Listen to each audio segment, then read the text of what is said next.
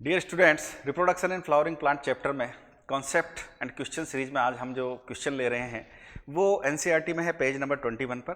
Question है, can you think of how tapetal cell become binucleated. तो देखिए, पहले तो हमको पता होना चाहिए कि टेपिटम कहाँ मिलती है। तो tapetum is the part of anther. Anther में 4 वॉल लेयर्स होती हैं, आपको ध्यान में आता होगा। सबसे बाहर होती है एपिडर्मिस, उसके नीचे होता है एंडोथीशियम, फिर मिडिल लेयर और फिर टेपिटम।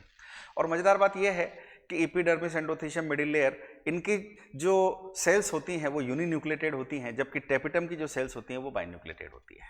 टेपिटम का काम होता है बहुत इंपॉर्टेंट, न्यूट्रिशन प्रोवाइड करती है ये, डेवलपिंग माइक्रोस्पोर्स को, फर्दर माइक्रोस्पोर से पोलन ग्रेन डेवलप होते हैं तो उनको।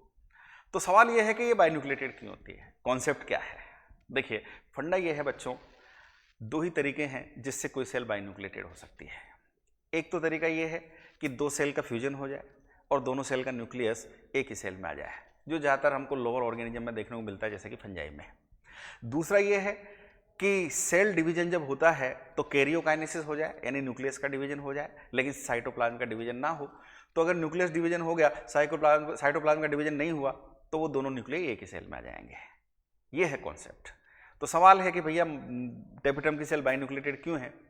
तो इसका सही जवाब है कि टेपिटम की सेल्स जब बनती हैं तो कैरियोकाइनेसिस के बाद साइटोकाइनेसिस नहीं होता और इसलिए टेपिटल सेल्स बिकम बाइन्यूक्लिएटेड।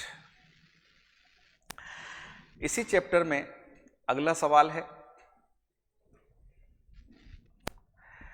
कि flowering plants have evolved an amazing array of adaptations to achieve the pollination. They make use of external agents to achieve the pollination. Can you list the possible external agents? ये कितनी प्यारी line है कि भाई जो flowering plants हैं उनमें बहुत सारे अमेजिंग अडेप्टेशंस हैं जिससे वो सुनिश्चित कर पाते हैं कि उनमें पोलिनेशन हो जाए, क्योंकि पोलिनेशन होगा, फर्टिलाइजेशन होगा तो उनका सर्वाइवल मेंटेन रहेगा, उनकी प्रोजेनी आएगी। तो सवाल यह है कि can you list the possible external agents. वो क्या एक्सटर्नल एजेंट्स हैं जो उनके पोलिनेशन में हेल्प कर रहे होते हैं और जिनके लिए उनमें अडेप्टेशंस भी हैं। तो देखिए बच्चों, पोलिनेशन करने वाले जो एजेंट्स होते हैं वो 2 तरह के होते हैं। एक तो होते हैं अबायोटिक एजेंट्स और एक होते हैं बायोटिक एजेंट्स। अबायोटिक एजेंट्स में आ जाते हैं विंड एंड वाटर, और बायोटिक एजेंट्स में आ जाते हैं इंसेक्ट्स, बर्ड्स और लिजर्ड्स और ये स्क्वायरल्स, मंकीज, ये सब के सब, और जाने अनजाने कोई ना कोई ऑर्गेनिज्म जो है वो पोलिनेटर एजेंट का काम कर रहा होता है। और मज़ेदार बात क्या है, जो लाइन लिखी हुई है, देखिए एनसीईआरटी इसलिए मैं कहता हूँ मैं गागर में सागर है। और हाँ, अगर आप चाहते हैं कि एनसीईआरटी का पूरा चैप्टर आप समझ पाएँ तो हमारी यूट्यूब पर सीरीज आ रही है बहुत ही जल्दी, जिसमें हम लाइव क्लास लेने वाले हैं और वहाँ पर पूरा चैप्टर हम इसी प्रकार से डिस्कस करेंगे। तो सवाल ये था कि वो क्या एजेंट्स हैं जिनको अट्रैक्ट करने के लिए प्लांट्स के पास अडेप्टेशन होते हैं और वो अपना पोलिनेशन सुनिश्चित कर लेते हैं।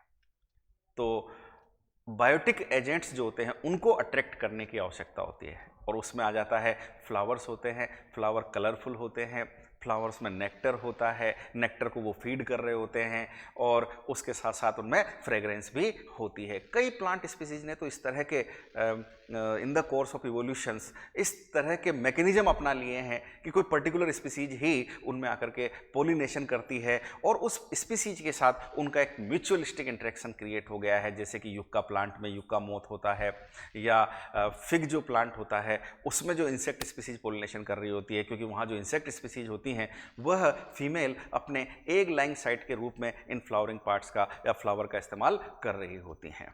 बहुत ही ज़बरदस्त अमेजिंग अडेप्टेशंस प्लांट्स में होते हैं ताकि वह अपने इस पोलिनेशन को सुनिश्चित कर पाए। आपने ओफायरिस ऑर्चिड और ओफायरिस बी का एग्जाम्पल देखा होगा, जहाँ पर एक फ्लोरल पार्ट बन जाता है, मॉडिफाई हो जाता है, पीटल मॉडिफाई हो जाता है किसकी तरह, इंसेक्ट की फीमेल की तरह, और जो मेल इंसेक्ट्स हैं वो आते हैं उसको अपनी फीमेल समझते हैं, कोपलेट करते हैं। इस दौरान प्लांट अपने पोलन ग्रेन उस पर डस्ट कर देता है और फिर वह मेल इंसेक्ट जब दूसरे फ्लावर पर जाते हैं तो पोलिनेशन कर रहे होते हैं। Why don't you observe some flowers of the following plant? कुछ प्लांट्स के नाम उन्होंने लिखे हैं और साथ में ये भी लिखा है और any other available to you. जिन प्लांट्स के नाम एनसीईआरटी में लिखे हैं उनमें आता है cucumber, mango, peepal, coriander, papaya, onion, लोबिया, cotton, tobacco, rose, lemon, eucalyptus, banana. और सवाल ये है कि इनमें पोलिनेशन कौन करता है। सारे प्लांट्स में बनाना और पपाया को छोड़कर, बनाना और पपाया को छोड़कर सब में जो पोलिनेशन हो रहा होता है वो किससे हो रहा होता है? वो हो रहा होता है इंसेक्ट से, यानी इंसेक्ट्स ही पोलिनेशन कर रहे होते हैं।